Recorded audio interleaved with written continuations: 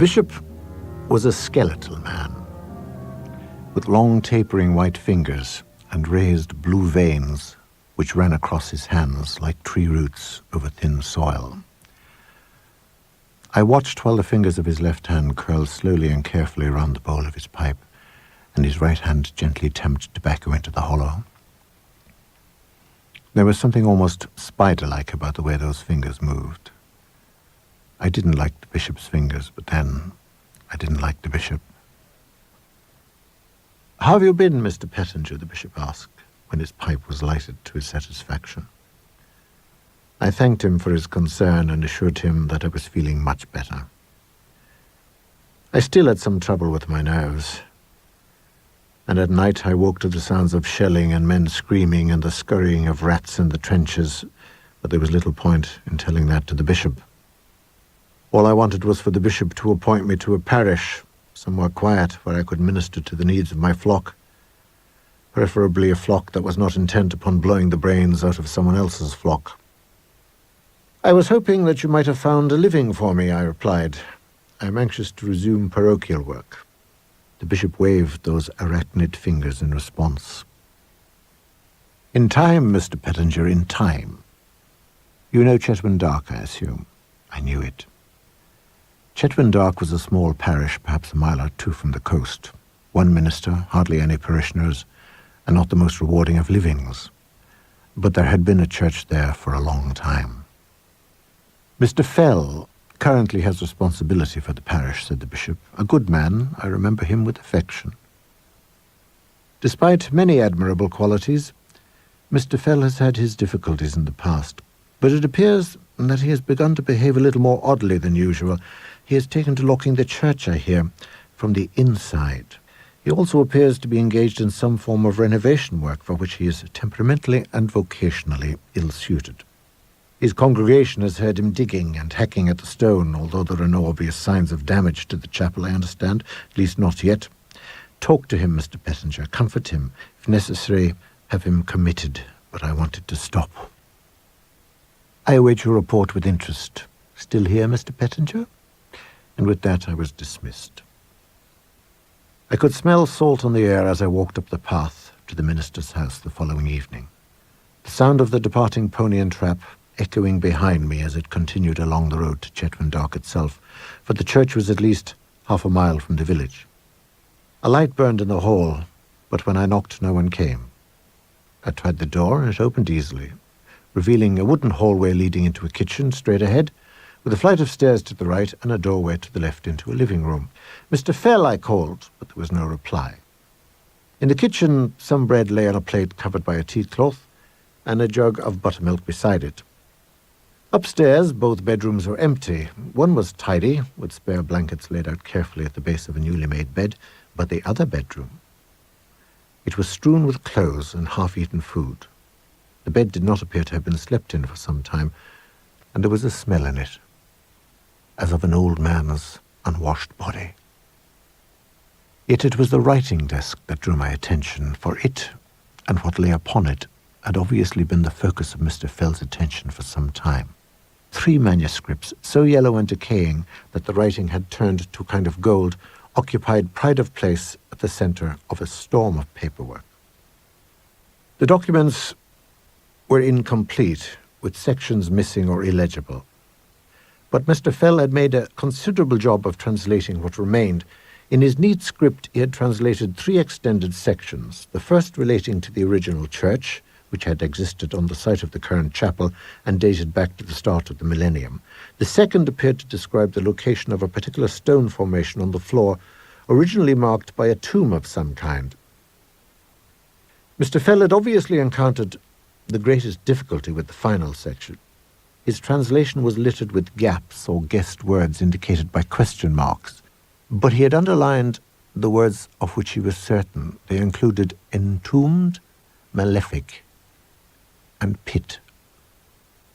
But there was one that had been repeated again and again throughout the text, and which Mr. Fell had in turn emphasized in his translation. The word was demon. I left my bag in the spare bedroom and looked out the window. It faced towards the chapel, and in it a light burned. I watched it flicker for a time, then went downstairs, took an umbrella from the stand beside the door and made my way to the church. The front entrance was locked. I knocked hard and called Mr. Fell's name, but there was no reply. And then, close to the east wall of the church, but lower, almost as if it came from beneath the ground itself, I heard it. It was the sound of someone tunnelling slowly, stone by stone. There was no striking of metal on rock, no shoveling. It was as if all were being done by hand. I returned to the house and went through every drawer I could find, every cupboard, every closet, until in a small cabinet containing candles and wicks, I found a set of keys. They were old and worn, some with ornate grips, but one in particular caught my eye as I held it in my fingers. The carving was cruder than the ivy and fleur-de-lis which adorned other keys, and it had been rubbed almost smooth in places. But I could still discern what appeared to be a boar-like face in which sunken eyes showed like the hollows of dead trees. I walked quickly back to the church and tried the bestial key in the small side door. I found myself standing in an alcove of the chapel with carved heads on the cornices above me, and as I stood, sound came again. The first thing I saw was the hole in the floor. A number of stones had been removed and placed against the wall, leaving a gap big enough for a man to squeeze through. Beside it stood an oil lamp, its fuel almost gone now, so that the flame was tiny and flickering. I caught the smell that came from the hole, faint but definite. The stench of profound, intense decay. I took my handkerchief from my pocket and wrapped it around my nose and mouth. And then I sat on the lip of the hole and gently lowered myself down. For a moment I feared that I might fall into some great chasm, with only darkness around me as I plummeted, never to be found again. Instead, I tumbled onto stone and found myself in a low tunnel, perhaps only 4 feet at its highest point, which curved ahead of me and to the right. Behind me, there was only stone wall. The tunnel was intensely cold. The sound of digging was stronger and more noticeable now, but so too was the smell of decay. Holding my lamp ahead of me, I walked, crouching along the stone flags of the tunnel, following it as it curved gently down, ever down. Where all supports had decayed, someone, I guessed that it was Mr. Fell, had made some improvements, adding new braces to support the roof. One support in particular caught my eye. It was larger than the others and covered in carvings of writhing spirits, with the bestial face at its highest point. From either side of the brace, 2 heavy ropes snaked.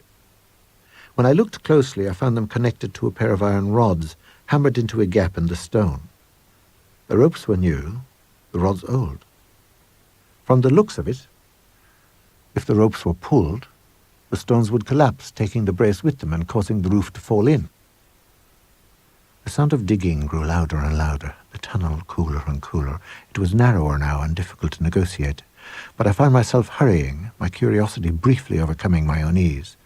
I was crouched almost double, and the stench was becoming unbearable when I rounded a corner and my foot touched something soft.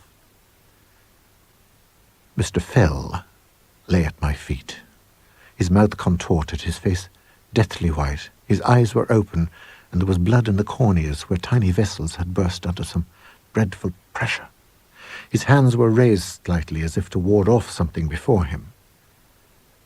When I looked up, I saw what I thought at first was simply a black stone wall. But as I drew closer, I saw line upon line of writing, words drawn from the books of St. Matthew and St. John and from other older texts that I did not recognize. At the center of the wall was a hole big enough for a man's head, and from behind it came that picking sound. And I knew then what I had been hearing. It was not Mr. Fell digging down, but something else digging up. As I raised the lamp, I saw a gleaming from within, as the light caught a pair of small, red eyes. There was a hiss, as of an exhalation of breath, and then a thud as the thing struck the wall from behind. A whole word broke off from the wall and fell loudly to the stone floor, and then a claw appeared through the hole. It reached for me, and I felt its fury, its malevolence, its searing, desperate intelligence, and its absolute, unfathomable loneliness. It had been imprisoned here in the darkness for so long, until Mr. Fell had found the map and begun to explore, moving rock from where it had fallen, clearing debris, restoring braces, as he moved closer and closer to the mystery of this place. I cried out, and fearing the darkness ahead of me less than what lay behind, I threw the lamp back and heard the sound of glass breaking, and the roar as the tiny drops of oil that still remained ignited in the flame. I did not look back, but ran and ran through the darkness, ripping my skin on the stones and stumbling twice on the uneven ground until I reached once more that ornate support where I turned at last. There came the sound of those claws scraping on the stone, moving faster and faster. As I groped for the ropes, found them and pulled. Nothing happened. I heard iron bolts falling, but nothing more. And then, only 9 or 10 feet ahead of me, a pair of red eyes glowed, and the scraping came, and I prepared to die. But as I closed my eyes, something rumbled above me, and I pushed myself back instinctively. The creature paused, and I heard it roar, and suddenly it was lost from sight as the ceiling collapsed. Yet I thought I could still hear its progress as the rocks fell deeper and deeper, fainter and fainter, and I imagined it retreating further down as it attempted to escape burial beneath tons of rubble. Ahead of me I saw a light, and then I was hauling myself up into the blessed calm of the chapel, and dust was belching from the hole, and the sounds of stones falling seemed to go on forever. I got my living. It's a small church, an old church, with a parochial house to the east and a housekeeper who cooks me fine meals and never talks about my predecessor.